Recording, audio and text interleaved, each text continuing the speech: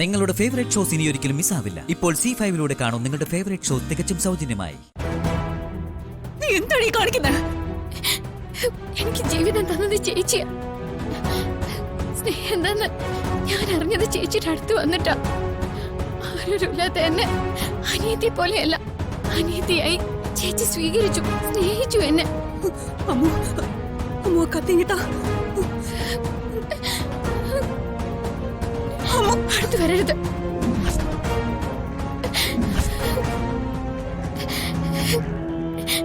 ഞാൻ ചേച്ചി ചതിച്ചെന്ന് ചേച്ചി വിശ്വസിക്കുകയാണെങ്കിൽ എനിക്കിനി ജീവിച്ചിരിക്കാൻ അർഹതയില്ല. ചേച്ചി എന്നെ കൂട്ടിക്കൊണ്ട് വരാതിരുന്നിരുന്നെങ്കിൽ ഞാൻ ഇന്ന് ജീവനോടെ ഉണ്ടാവില്ലായിരുന്നു. അമ്മു കത്തിങ്ങിട്ടാ. അമ്മു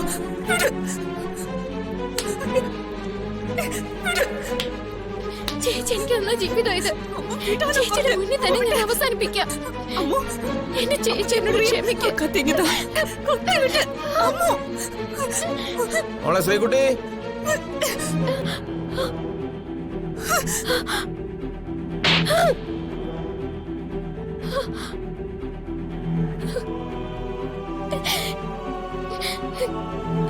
ഞാൻ മരിക്കും.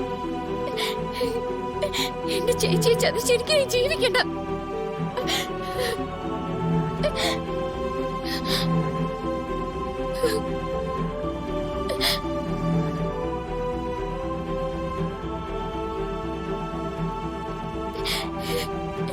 ചേച്ചിയെ കൊണ്ടുപോവാൻ അദ്ദേഹം വന്നിട്ടുണ്ട്.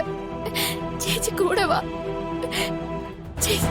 ചേച്ചി വന്നില്ലെങ്കിൽ ഞാൻ എവിടെയെങ്കിലും പോയി മരിക്കും. ചേച്ചി കൂടെ വാ. എന്തിനാ ഞാൻ കൂടെ വരേണ്ടത്? നീ സഞ്ജുവിന്റെ ആദ്യ ഭാര്യയും ഞാൻ രണ്ടാം ഭാര്യയായി ഒരു വീട്ടിൽ ജീവിക്കാനാണോ? ചേച്ചി, ഞാൻ എവിടുന്ന് പോവാം. ഒരിക്കലും ഞാൻ മംഗലശ്ശേരിയിലേക്കോ ആ മനുഷ്യന്റെ നിഴലിൽ വീഴുന്നിടത്തേക്കോ വരില്ല. ഞാൻ ആ മനുഷ്യന്റെ ഭാര്യയല്ല, എന്റെ ഭർത്താവല്ല അദ്ദേഹം. എനിക്ക് ഈശ്വരന, ചേച്ചിയെ പോലെ എന്റെ ദൈവം. ചേച്ചി കൂടെ വാ.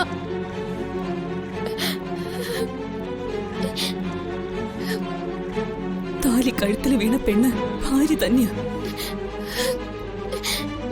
ഞാനീ താലി അഴിച്ചു മാറ്റാം. വേണ്ട,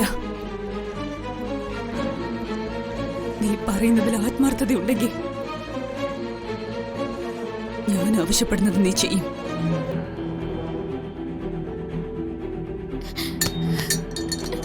ചേച്ചി പറ, എന്ത് ഞാൻ ചെയ്യും?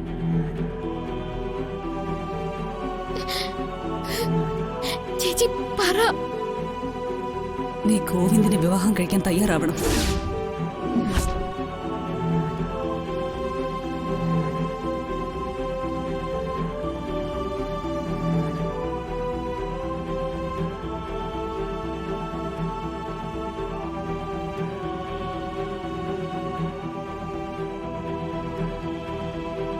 എന്താ, നിനക്കതിന് സമ്മതമല്ല അല്ലേ? എനിക്കറിയാടി നീ സമ്മതം പറയില്ലെന്ന്. ചേച്ചി പറയുന്നത് എന്തും ഞാൻ അനുസരിക്കും. എനിക്ക് സമ്മതമായി ചേച്ചി.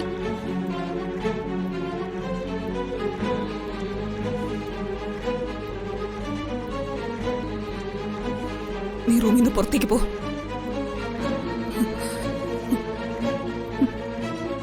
പുറത്തേക്ക് പോ. ചേച്ചി കൂടെ വരണേ.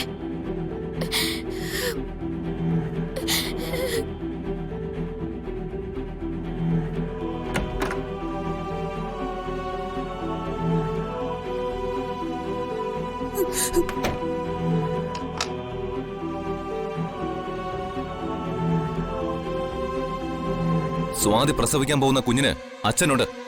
അത് ഞാൻ തന്നെയാ. പറഞ്ഞ് എന്തും കയറി പറയാമെന്നുള്ള വിചാരമൊന്നും വല്യപ്പച്ചിക്ക് വേണ്ട. പിന്നെന്തിനാടാ അവള് നിന്റെ മുമ്പിൽ വാതിൽ കൊട്ടി അടച്ചത്? ഇപ്പൊ നിന്നെ കാണുന്നത് പോലെ അവക്ക് ചതുർത്ഥിയാ. അത് ഞങ്ങൾ തമ്മിലുള്ള പ്രശ്നം. നിങ്ങളുടെ മകളാണെന്ന് അറിഞ്ഞു വെച്ചല്ല ഞാൻ അവളെ സ്നേഹിച്ചത്. അവൾ എന്നെയും ഞങ്ങൾക്ക് വിവാഹം കഴിക്കാനും നിങ്ങളുടെ സമ്മതപത്രത്തിന്റെ ആവശ്യമില്ലായിരുന്നു. ഇവള് ഞാനും തമ്മിലുള്ള ബന്ധം എന്താണെന്ന് മനസ്സിലാക്കാനുള്ള ബുദ്ധിയൊക്കെ സ്വാതിക്കുണ്ട്. അവളുടെ മനസ്സ് കലക്കി കളഞ്ഞത് ഞാനത് അവളോട് പറയാതിരുന്നോണ്ടാ. അതൊരു ഷോക്ക് തന്നെയാ. പക്ഷേ അതിന്റെ പേരിൽ ഞങ്ങൾ രണ്ടായെന്ന് വല്യപ്പച്ചി കരുതണ്ട. ഈ ഒരു വിഷയം വന്നപ്പോ വല്യപ്പച്ചി അതിനെ കൂട്ടിക്കെട്ടിയത് 27 വർഷം മുമ്പ് എന്റെ അച്ഛൻ എന്റെ അമ്മയെ കൂട്ടിക്കൊണ്ടു വന്നതിനോടാ. ഒരു സാധു പെണ്ണിനെ സഹിക്കാൻ വല്യപ്പച്ചിക്ക് മാത്രം കഴിഞ്ഞില്ല. അച്ഛനോട് എന്റെ അമ്മയോടും തോന്നിയ പകയില് വല്യപ്പച്ചി വീട് വിട്ട് ഇറങ്ങിപ്പോയി. പക്ഷേ എന്റെ മുത്തശ്ശനും മുത്തശ്ശിയും എന്റെ അമ്മയെ സ്വീകരിച്ചു. ആ അച്ഛന്റെ മകനാണെന്ന് പറഞ്ഞ് വല്യപ്പച്ചി വന്ന് കലുതുള്ളിയപ്പോ ഞാൻ കേട്ടു നിന്നത് പറയാൻ മറുപടി അറിയാഞ്ഞിട്ടല്ല, നിങ്ങൾക്ക് ഞാൻ തന്ന ബഹുമാനം കൊണ്ടാ. മകൾ അച്ഛനില്ലാത്ത കുഞ്ഞിനെ പ്രസവിക്കുമെന്ന് ഇനി ഒരിക്കലും നിങ്ങളുടെ നാവിന്ന് വീണു പോരുത്. ഇവളെ ഞാൻ രക്ഷിച്ചത് ഒരു മഹാ അപരാധമായി ഞാൻ ഇപ്പോഴും കാണുന്നില്ല. അതൊരു വലിയ തെറ്റായി എനിക്ക് തോന്നിയിരുന്നെങ്കിൽ ഇവളുടെ മുഖം മംഗലശ്ശേരിയിൽ കണ്ട നിമിഷം ഞാൻ ഇവളെ സ്ഥലം മാറ്റിനെ. സ്വാതിയോ മംഗലശ്ശേരിയിലുള്ളവരോ ഒരു കാലത്തും കാണാനിടയില്ലാത്ത സ്ഥലത്തേക്ക് ഞാൻ ഇവളെ കൊണ്ടെത്തിച്ചേനെ. അതിന് ഇവളും എന്റെ ഒപ്പം നിന്നനെ. ഇവളുടെ മുത്തശ്ശിക്ക് ഞാൻ കൊടുത്ത വാക്ക് അത് മാത്രമായിരുന്നു. ഇരട്ടിയിലധികം പ്രായമുള്ള ഒരു ആഭാസന്റെ കയ്യിൽ നിന്ന് ഒരു പാവം പെൺകുട്ടിയെ കതിർമണ്ഡപത്തിൽ നിന്ന് രക്ഷിക്കാൻ എന്റെ കയ്യിൽ കിട്ടിയത് ഒരു താലിച്ചരട് മാത്രമായിരുന്നു.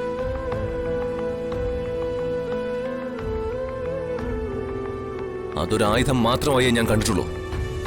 ഒരു ജീവൻ രക്ഷിക്കുന്നത് പുണ്യമാണെന്ന് ഞാൻ കരുതി. അതുകൊണ്ട് ആ പെൺകുട്ടി ഇന്നും ജീവിച്ചിരിക്കുന്നു. അവളുടെ ജീവിതം മറ്റുള്ളവരുടെ സന്തോഷത്തിനായി അർപ്പിച്ചിരിക്കുന്നു.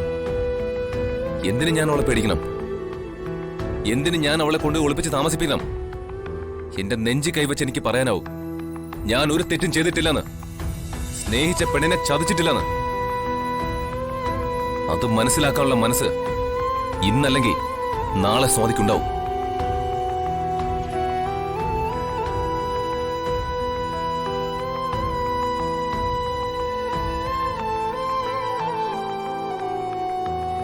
മോളെ, നീ ഇവന്റെ കൂടെ ചെല്ലേ.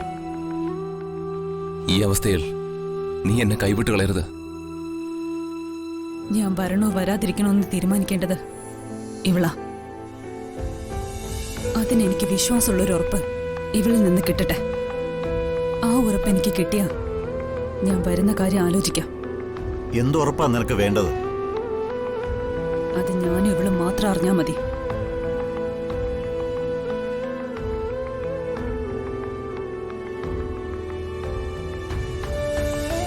നീ വാ.